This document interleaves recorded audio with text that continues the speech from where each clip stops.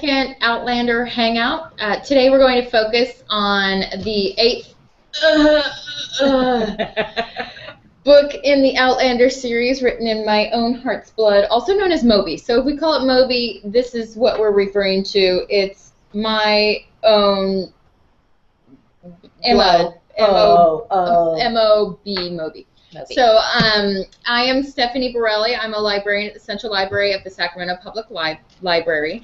And did I say a library or librarian? Anyway, you're a library. A font of knowledge. I am. I'm an Outlander library.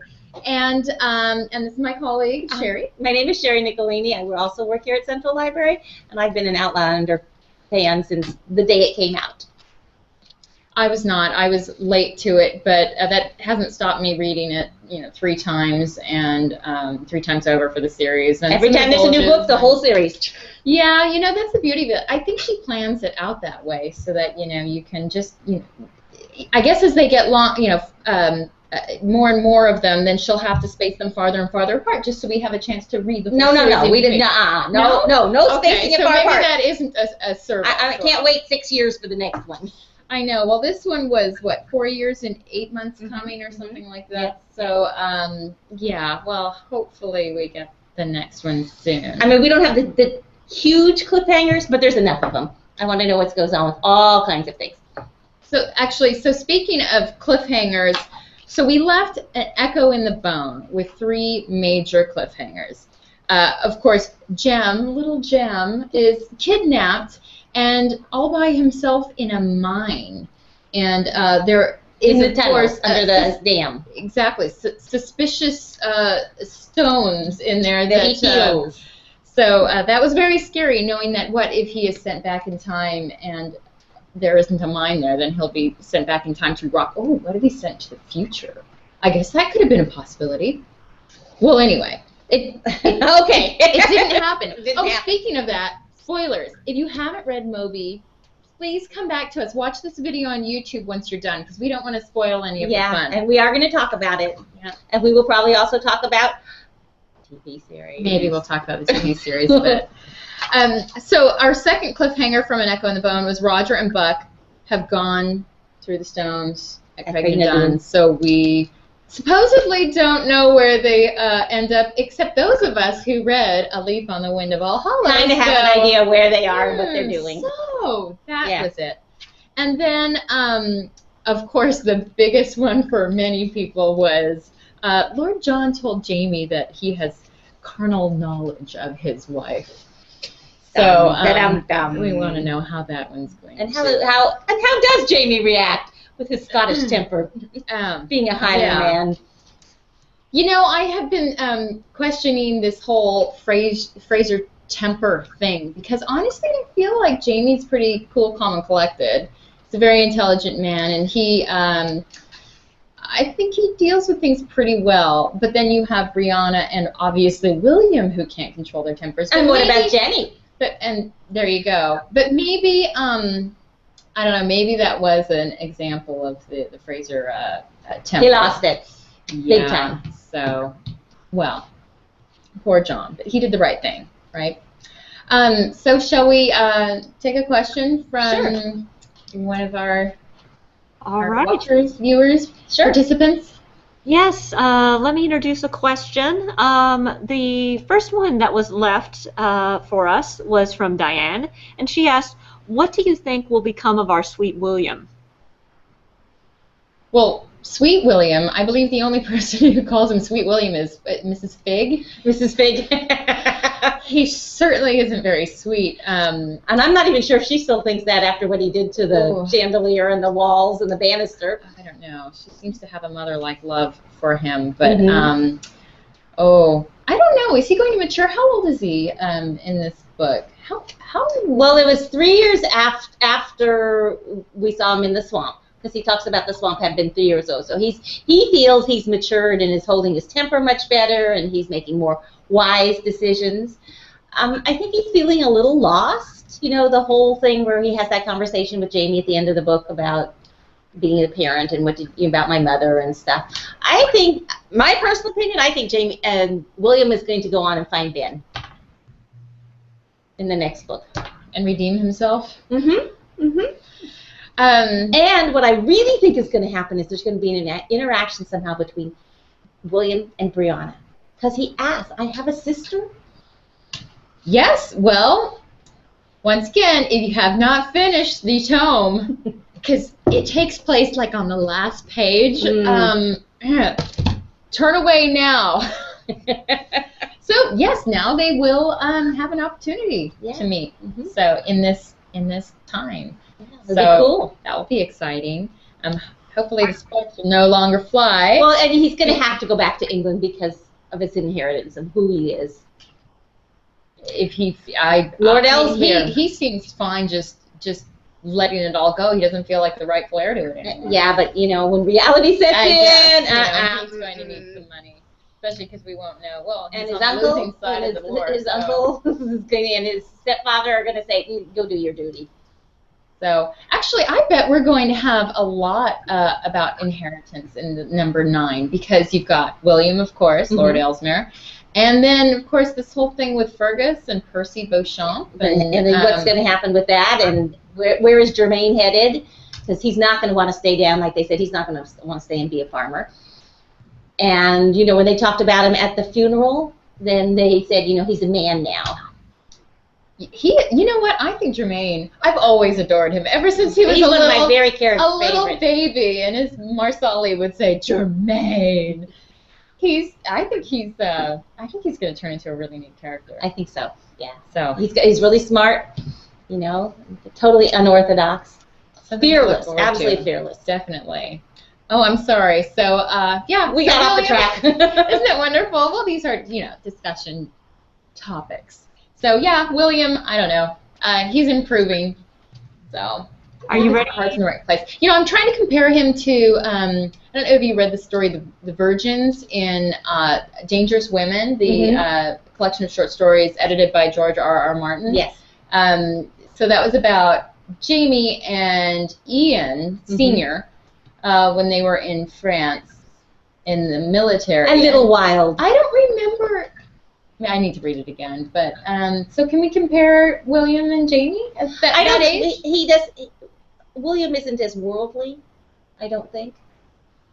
And he, Jamie and Ian, having come from the Highlands and then being educated in France and going to war in France, they have more life experiences. I mean, yes, William is educated, but he's the very stiff upper lip British type. The experience are only in the upper class, and this is only and he just can't think outside the box. Does William, in this, as he's maturing and having his little temper tantrums, does he remind you of Brianna when she was about that age? Yeah, and having temper dealing tantrums with the same issue, which was that was not my father. Right. Who is my father? Oh, gee, it happens to be the same guy. So they actually have kind of the same reactions because Brianna went through a really bratty period. Yeah. So So they are. She was young. Blood. Okay, so do we have another question?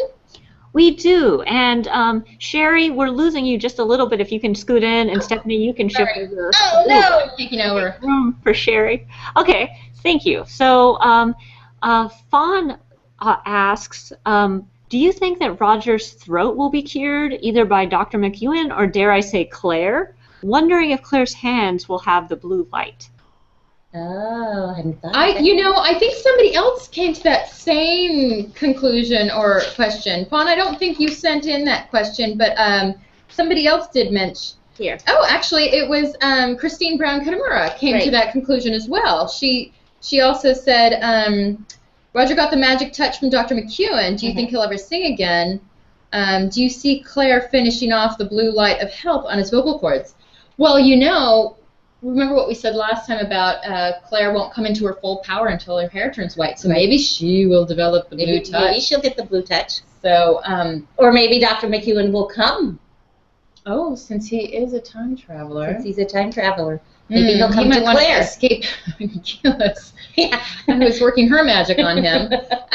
Loving Gilly is a very deadly thing to do. I don't know because, let's keep in mind that Claire does use Western modern medicine, and that's her specialty, which is magical in that time. I don't know. But also, remember her friend Jo Abernathy talks about how she can That's lay right. hands and just tell them what. Like when she was holding the skull, I Mhm. could tell whose it was and how So she long has it some was. kind of So, magic I hands. guess there is. You know, there's more magic in this series than just time travel. There really is. I mean, when we're getting a glimpse of that with the blue light and the ghosts. And the ghosts. So, and then of course with the sixth sense that Mandy and Jem have. So, Right, the ability to sense each other and sense across time. maybe we will finally be able to categorize these books. When number 9 comes around, we might be able to call them science fiction. We know. did at one time, and then they went back and forth. So who knows? Who knows? But that's an interesting thing that obviously several people are thinking about. So good point. Because when she brings it in, she doesn't really bring magic into any of her other books. All of a sudden, here's this guy with blue hands who can cure by touching you. Yeah. And that, I didn't know that was going to happen, but No, it was very had no powerful. idea. It was very powerful. And the whole So, heartbeat. You know how he imagines how a healthy throat should be, Mm-hmm. and then he fixes it. Claire does that when she assesses her own health. She Right. kind of takes a trip through her body and sees where everything is, and is it in place? Is her heart beating the right tempo? And so maybe She puts it all together. Maybe that's just this Maybe we're going there. gift in its infancy. Interesting. Okay. Do we have another one? Well, so actually, Christine, who you mentioned, has posted a couple of comments on here. Okay. So she said, I just cracked up laughing over Jamie's abducting John and then demanding every detail of John and Claire's relationship.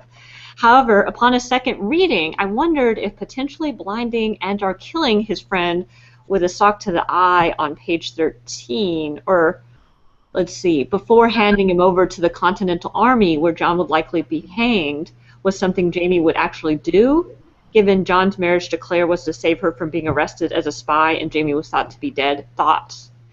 No. Well, first thing, Jamie had no idea that John had his commission papers. So he assumed if he was picked up by the Continental Army, he'd just be treated like any old Slav, not like a soldier and not hung as a spy. He had no way of knowing that Hal had recalled him. In fact, John didn't even know himself until they pulled out the papers and read them. Because he hadn't. He just stuck them in his pocket and. So by leaving him with the Continental Army, he had no idea that all of that bad stuff would happen to him. He assumed that they would just let him go, and he would walk home. And when eventually he got back to Philadelphia, John would be there also. And okay, but Christine also mentioned a quote on page 13 that Fraser was in fact so close that Gray couldn't see the man's expression, only a close-up view of 2 bloodshot blue eyes, both of them berserk. So, I mean, does that have any impact? He wasn't so much pissed about what had happened between Lord John Gray and Claire. He was pissed at what Lord John said it was all about. Yes. Because he cannot handle that. This takes him back to Black Jack. Right. I mean, any mention of things like that takes him back. Mm-hmm. So I think that's what his knee-jerk reaction is. And the other thing is he knew it was true. He knows that Lord John loves him. He doesn't want to admit to that part of their relationship. And that's what they says, we weren't fucking each other, we were fucking you. Sorry, said backward. Whoops, sorry. This is, we are quoting some literature. We are quoting literature. That's what she said. And that is a direct quote. That is a direct quote. And we see it several times throughout the book and in the last book. And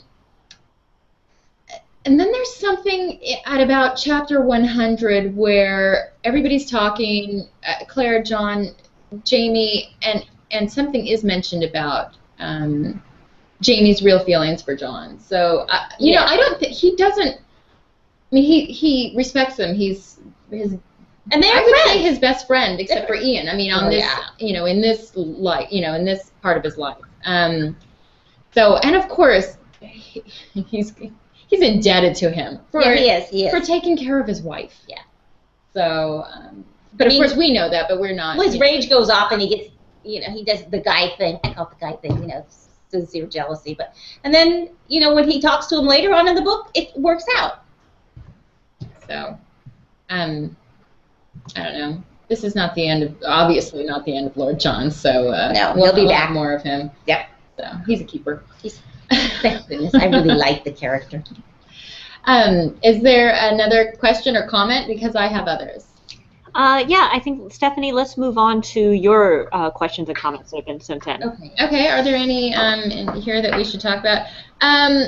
So, well, I'm just going to jump ahead. We're not being chronological here. Nope. Can we just skip ahead to the Buck and Geely thing? Yeah, kinky. Okay, I know if I could see your hands, you're probably doing it right now. Who was grossed out by the Buck and Geely thing? But it shows what a powerful witch she was. She is. Okay, so of course Buck knows that Geely is his mother, if he believes Roger, which I believe he does. And Buck is he admits that he is not a good person. Yeah. Is this just proving it so that we don't have to feel sorry for Buck being left in time, or for his family, Morag and his gem that he's leaving them? Is this just solidifying that? Geely supposedly doesn't know this is her son, but if she did, would she have minded? No. Or would she have just thought, I've done this before. Yeah, he looks just and like she me. probably, This is fabulous. Probably because they mentioned that he has the look of Dougal. So, And Dougal's probably the only person I think she ever really loved. Well, keep in mind she's loving him at this time, so it's like she can't. She can I don't think she's met to. I think that they haven't actually gotten. Maybe that's together maybe that's yet. why she Yeah. liked Dougal, because she had already met Buck and was like, oh, I really like that young Buck. This Dougal is great too. But yeah, that was a little weird. And of course, you have the that scene after Brianna shows up where Roger is imagining. He's at Dr. McEwen's house, right? And imagines that Buck is with because Geely. Geely's house is right across the street, and they can see the candle up in the window. And then imagines that there's a blue light in her womb, as if. Yeah. See, I was wondering if Buck begat himself, and that's why he then disappeared. That's just too gross. And is that possible? I don't think so. They talk about you can't be in two places at the same time. Which is why he disappeared.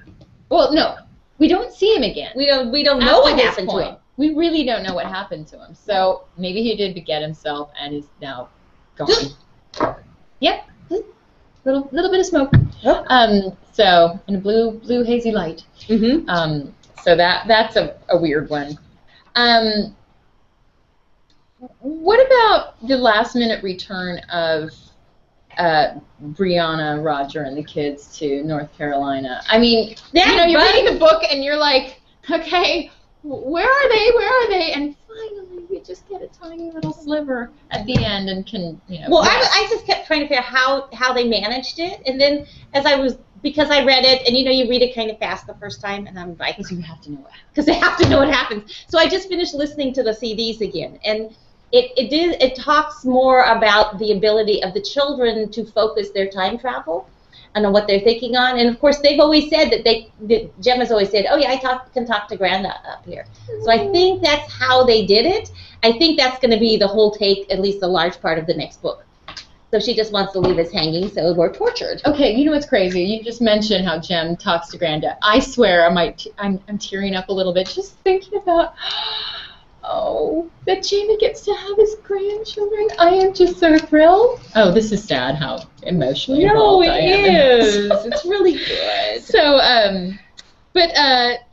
actually, I like the way it ended. I guess I knew she couldn't leave us hanging again that much. And, 2 books in a row. Well, there wasn't any other ending. I mean, yeah. If she hadn't put that in it, she had to put something in to end it. Because it didn't really end with them just being on the ridge. I mean, they're on the. I want to know more stuff. However, there were some loose ends, like what happens to Buck. We don't know. We don't know what happens to Buck. We don't know if Benjamin's alive or dead. We don't know. So that's going to be a cliffhanger for next time. We don't know where William's going. And we don't know if we can trust Ben's wife. True. And somebody mentioned, I wonder if Richardson has a hand in that. I don't know. I think he did. The only thing we're banking on is the fact that her son's middle name is Whatever it is Dottie's maiden name, and how could anybody know that? Right. So, but Right. people can know, and that would be. And I think somebody, I noticed in one of the questions you have here that somebody asked, is Richardson a good guy or a bad guy? He's an actor. Is he? I don't know. I keep going back. No, he goes back and forth. You can't trust a spy. You can't trust a spy, but he manipulates people. He was trying to manipulate Claire and saying, "Oh yeah, it was okay that you were married to this guy because I know you'd turn to me because he's not going to satisfy you." Okay. Like she'd do that. So I did have another comment, if I can share it. So Diane said, I thought the end of the book left a question of how they crossed those years that, to appear again in VA at that time in Virginia. Right. Well, that was one thing that really bugged me in the beginning. And then as I was saying, I was listening more to Brianna was writing a little bit about the Time Traveler's Guide, for the kids, and then she talked about her wondering how you would focus, and is it possible to use gemstones to greater tune your time, but not just thinking about your time, but thinking about the person and where the person is, because that's probably why Buck and Roger ended up not where they expected to go, but they were focusing on the name Jeremiah, and of course that's Roger's father's name. So they went for the wrong Jeremiah. So I think that that's how they focused there. They knew that they hoped, I assume from one of the letters, they knew they went back to the Ridge, and because there were more letters, and we didn't get to hear them or see them. So they knew that, so they knew that if we could focus on, they use different things to focus. Maybe they focused also on Marsali and them at this, you know what I'm saying? They used more than one, I just want to get there in, 200 plus or minus 2 years. Yeah. And that, actually, I had that question for Sherry a bit ago. Yeah, we did. About how did Jerry end up back in 1739? And it's because it was 200 plus or minus, what was it? 2 years for him, because for that's him. when he crashed his plane at the beginning of the war. And which is just like Claire, she ended up doing that same time piece period, of traveling. Back. So if you're not trying to steer, if you're not then you get the 200 years plus or minus 2. And then, but then if you are, you can. So. You can better pick it. And I think when Geely went back and forth, and I think she was able to pick her time too, because she knew she wanted to get back before the rebellion, before the call, the rising. She really knows what she's doing. Yeah. So which is why that book. Oh well. Yeah, she got her head chopped off but she's still around. We keep running into her. She didn't know about that part. Yeah, death will not stop her. Nope. And the other thing I don't think we went back to was the last time we see Jamie's father, Brian, is when Brianna and the kids appear at Lallybroch, and he catches a glimpse of her, thinks that she's Ellen, thinks that Jem is Willie, his son. These are their ghosts, and he passes out, and then we don't hear about him anymore. Oh, he wakes up, walks down the hill, and goes, and then dies a year and a half later. I mean, but she said she didn't want to stay there because she didn't want to upset him. She did. Poor Brianna and Roger both have to deal with this. That they have to leave him in the lurch. They can't tell him what's going on because then it would change. It will change the future, and I guess it's very heart-wrenching for them and difficult because they love him so much. He's apparently a very good and they guy. can't do anything about Blackjack Randall. Oh, that took a lot of gumption not to just. Well, who knows? Hopefully, what if Buck, who we're leaving behind in this book, what if Buck decides to be a good person and goes after Blackjack? Then you have to rewrite all the books and we have all the story. Oh, wonderful. We can start all over again. It's called fan fiction. I'll be doing that. Yeah, there you go. I wonder. But of course, we won't know for 6 years. Yep, probably. Okay, but what was that? There's a point in Echo in the Bone when Roger notices that the newspaper article has changed since the last time he and Brianna looked at it. Right. So they did change something in time. And I don't that we haven't addressed this issue since that. So. Well, there's a whole lot of issues she doesn't address. She just throws them out there. I don't know whether she wants her fans to think about these things, or, like she says, she writes in pieces and just takes the piece down from the wall and plugs it in, you know. And this book, I think, is a little more disjointed than the others. We're switching all over the place. You know, it was, and yet at the same time, I believe that there was a great.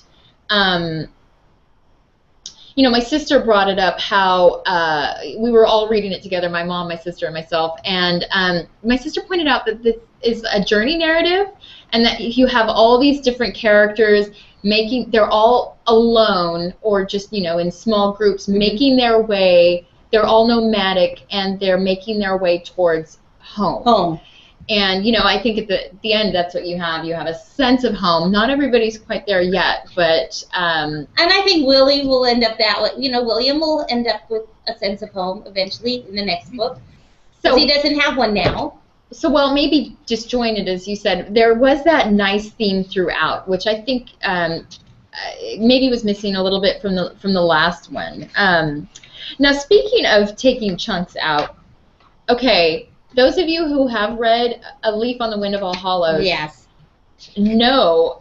Okay, that was a spoiler in itself. It was a spoiler because you're reading this and you realize, okay, so Buck and Roger are in 1739, and clearly that's where Jerry is. And if you have not read that Bulge story, I highly recommend it. It is available through Overdrive. Yeah. I think 3M maybe also has it, so you can read the ebook through us, and also probably it's probably a small price at on Amazon. Yeah. But it's a very it's my favorite a Bulge story. It was before I read this book. Oh, it's not my favorite Bulge. Okay, see, I'm still reading. Oh, you haven't finished the other one? No, I can't. Okay, so I not say anything? You can. But I wanted Marsali's other sister. Yes, Joan. The story of Joan and Michael. I want to see where that's called again. I don't know. I just went blank. But Saint. Oh, I'm sorry. Anyway, yes, there's another Bulge that we were forgetting the name of, and there's a lot of blue light in that one, so you know, it's a good precursor for this as well. But I highly recommend A Leaf on the Wind of All Hollows, and I don't know if I wish I had read it after Moby, or am okay with that I read it before. It was okay because you know that's just that one thing, but it does explain more, you know, because Roger thinking that he doesn't get back. And he gets back. Yeah, for a second, just to die. Well, he saved his son. So, why didn't Roger, before he sent Jerry through the stones, I guess there was a time crunch, but, oh my gosh, why didn't he just tell him? Instead of just saying, I love you, why didn't he say, I am? Obviously, Jerry knows that there's time travel because he got sent back. Why doesn't he just say, I'm your son. I've time traveled. You have. Yeah. Okay. I mean, you just said, and he says, now go through those stones. Don't stand here and talk. It's not but he knows he's not. But he says, because I know he's not going to make it. So why doesn't he?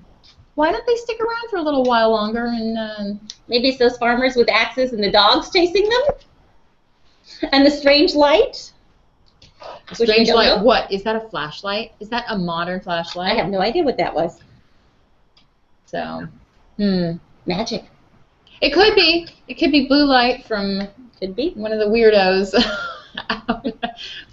She does a lot of little off-the-track things in this book. And I mean, you follow this little thread and it just stops. It's like, when is it coming back? I want to know the answer here. Next book. That's why we love them. Because if it wasn't, we wouldn't be talking like this. I mean, it could be unending. Good evening. The Central Library. Sorry, we're having we hear an announcement, so it's a little distracting. But what about? So can I jump in one more time? So Sherry, I think the thing you blanked on, was it the space between? Space between, thank you. Between, yes, thank you. That was a comment from online, and I just want to remind everybody that just because it says questions doesn't mean you can't put your comments in too. Right. So we appreciate that. Did you think the story was disjointed? And if you think we're just full of it, let us know. We'll argue that with you. Sure. So somebody asked, and I'm not going to name names, asks, so what draws Rachel to Ian? What's the appeal there? Maybe she thinks that it's an unnatural relationship, that it's I think it is like one of the most exciting, vivid, clear romances in I think she's in the drawn to story. him in the beginning because he is such a strong character, but I think she also has a bit of I want to save him.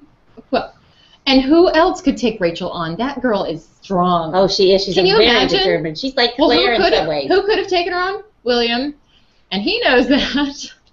No, I don't think so. William would his expectations are more of putting her in a mold like the proper English lady, which is a mold she wouldn't He's not fit going to in. do that with anybody. Yeah. Oh, I think that's what he wants.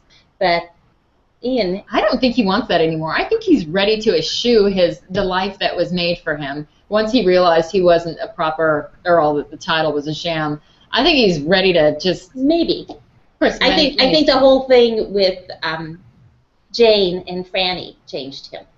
Yeah. Yeah, they were a good tool. But back to Rachel and Ian. He's her wolf. And of course William's a cock, a rooster. A rooster. Does she ascribe an animal to everybody she knows? I wonder. Or maybe just the more important men in her life. What's Denny? I wonder. But no, I think Rachel and Ian are really exciting, and I think she can handle them. And I did have one moment though. I was a little nervous during the wedding, the double wedding. It was taking a little long. Yeah. And I felt like somebody was going to skip out.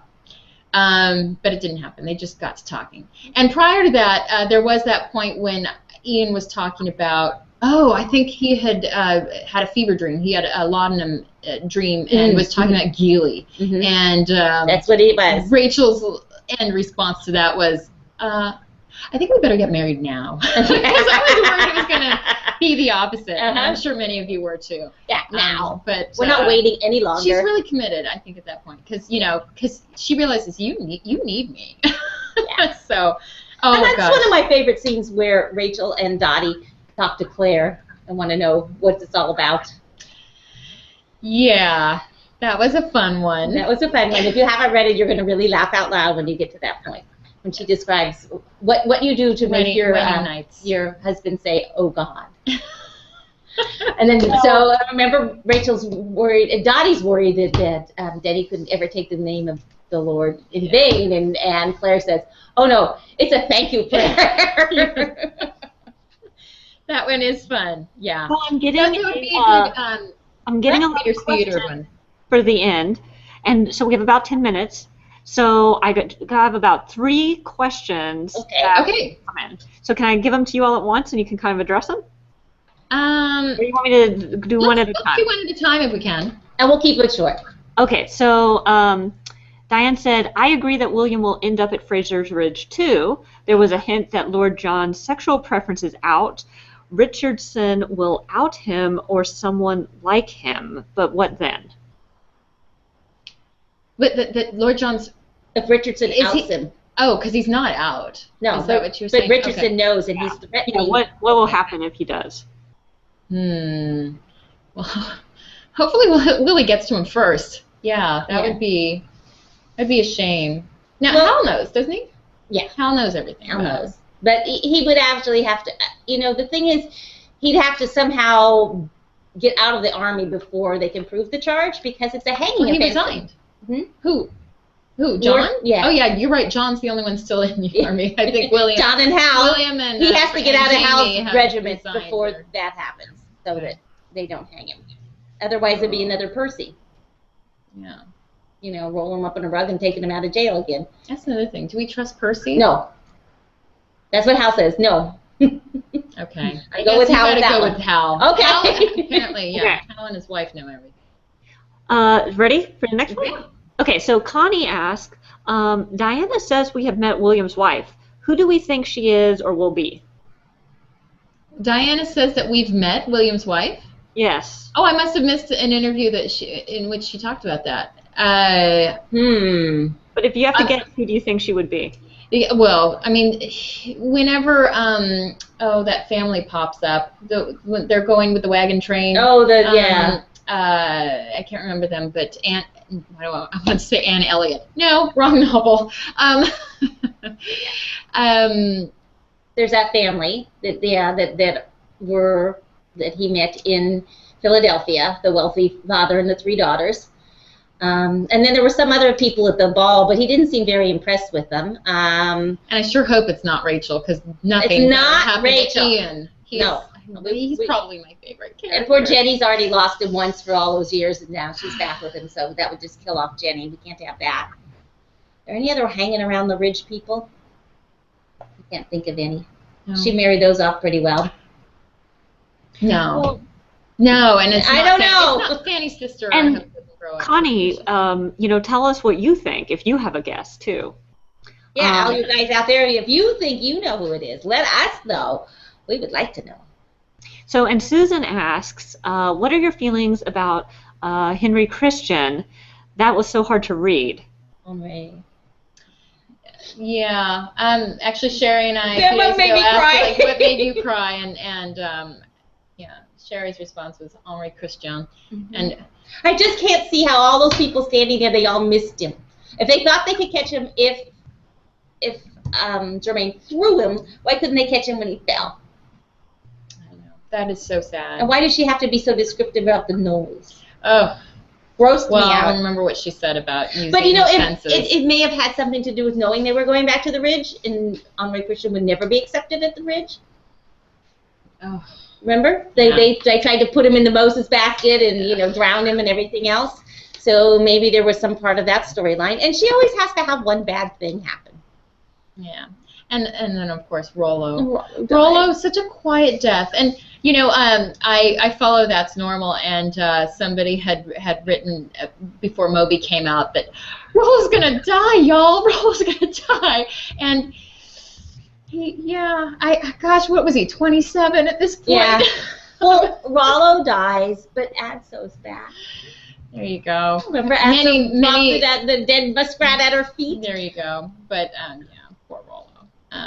That was sad for me, but I mean, I knew it was going to come, and well, she kept talking in there all about how old he is, Would he have died should he have died a more valiant death, do you think, or was that the way it should have gone, like your pet at home? I mean, yeah, I think so. And it's like Ian said, he waited until Rachel was there for him.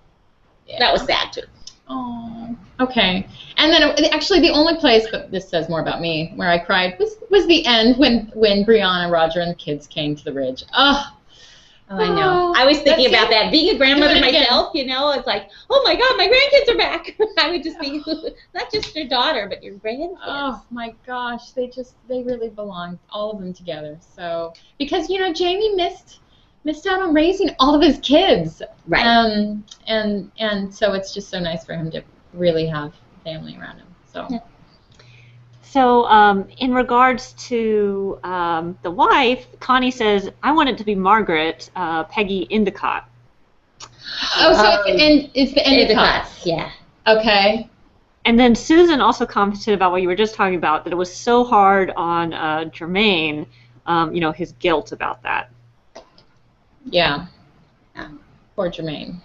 But, and I mean, I hate to use Henri Christian as a literary device, but I mean, it's strengthening Germaine's character. Right. Yeah, but, sorry. Move on. Henri. Okay. And we were just speaking about Brianna.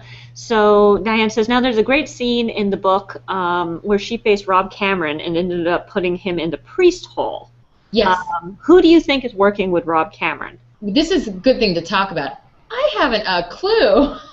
I don't know. I suspect everybody. Yeah, because it's some of his friends that they're political fanatics. I think that's why she found the letter from Frank talking about his undercover work, and these people, when they get these weird ideas, they're total fanatics and nothing stops them. So obviously, Healy's one, and so this is another thing, the independence of Scotland at the time, looking for, I think the whole prophecy thing is crazy, but obviously that's what's driving Rob and his friends, and the archaeologist guy, and I can't remember his name, Archibald or Alistair or whatever. Yeah. So I just hope it's none of these good people like the teacher, Jem's the teacher, and yes, principal, excuse me, and I mean, for a split second, I suspected Fiona. Sorry, I but think she's I mean, on the good side. No, I think she is. She is, but sorry, Her sorry, husband's Fiona. a little batty driving him back there. I thought that was sort of staged. But it turned out well in the end. And I'm sorry, Brianna and the shotgun. Those F words would be dead. And if they were my honestly, kids, I would have no qualms. Yeah, I mean, these are her children. She has every right. Mm-hmm. And of course, she said she just wants answers. No, I mean, there's some things. Like Fiona said, there are no fingerprints on shotgun pellets. So, and going back to the house and hanging out. Oh, that was creepy, actually. Like when the phone rang and. She was in her hunter mode. So, anyway, well, I'm glad we're past that. But are we past that, or are we going to? Because that's another thing we kind of just cut off in Moby. Are we going to? Well, we left them there that? in the 1980s. We left the bad guys there, but who knows? Do they time travel? We haven't dealt with the gold yet, so that's And that's we one thing didn't. they That's want. the thing. He goes to check on his whiskey, and he doesn't even mention the gold. All he brings back is a keg of whiskey. Liquid gold.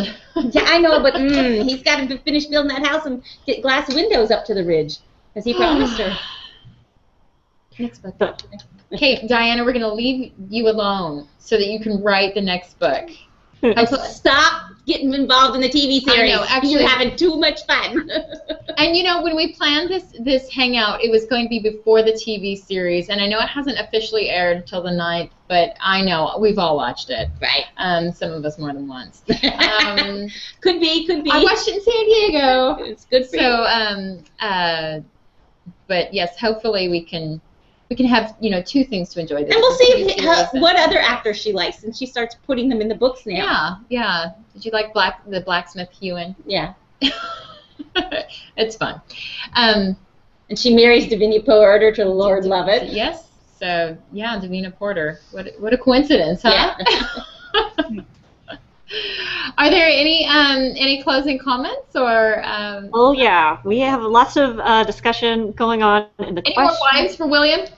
Well, let's see. People are talking about what about Fanny and Jermaine? And Connie comments that she actually thinks Fanny is going to be the focus of several teenage boys. So maybe Fanny plus Jim or Fanny plus Aiden. A bunch of them now. Right. Jem. What is she, 11 when they adopt her? Mm-hmm. And then someone also mentions that another fantasy couple could be Tom Christie and Ginny on the Ridge. No. Ugh. She did no. He will never love anybody else but Claire. I really liked that. I liked how that developed. I do but, too. That was a good storyline. I don't think he can go we'll back see to if the we Ridge revisit after it. what happened to Melva, and well, he doesn't know what happened to his son. No. But I think the show deserved its own discussion. But if you want to do any closing thoughts on that, it might be good because Diane says, "I'll miss Rollo. He died when Ian was taken care of." And have you watched the first episode? Silly question. Oh yeah, more than once. Have we watched the first episode? Mhm. Oh yeah. Mm-hmm. And So I think the casting is great. it's really, really good. You can tell how faithful they are being with the book and how much they love the book. So I think, I think they're doing a very good job so far. There are some scenes, if you haven't watched it in there, that you might want to think about who you're watching it with. Yes. Actually, I went to the premiere in San Diego, and as I say, there's a little sexy time in the first episode, and More than once. I was a little embarrassed because the cast was in the theater, and I don't they know, were? it feels very intimate. Let's just say that. Mm-hmm. They do a very good job. I love the casting and the way that Dougal is portrayed. Dougal is amazing. He's just amazing. And it's just like he's the come best, to life. The best. Graham McTavish is incredible. Just So, fantastic. You'll enjoy him if you haven't seen it yet. So. I could even scrub him up. all right. Well, so I think we should, probably plan a future one just for talking about the show. But you know, that's about We all our can do it time. midway through the Yeah. first part of the series, and then after the 27th of September, when Sure. Yeah, let us know if this is something you'd If you like. want to, we then don't want to we'll- do this by ourselves. I mean, Yeah. But yeah, as long as you're still enjoying it, sure. yeah. We're right. You know, we're there with you. So we're all enjoying this together. So if you want to talk about it some more, this It's is a lot been of really hard. This is the first time I've gotten to talk about it because y'all take too long to read. I know. I won't let her talk. I don't want to spoil it for you guys. Yeah. So, and my daughter's in the middle of reading it and just I want to talk about it. Well, and it has been a lot of fun talking about it and hearing from all you guys in the comments. So we have our closing announcement coming on, so it's probably good timing for us to say good night and thanks so much for joining us. Yes. Okay. Have a good night. Slanjava. Sanjava.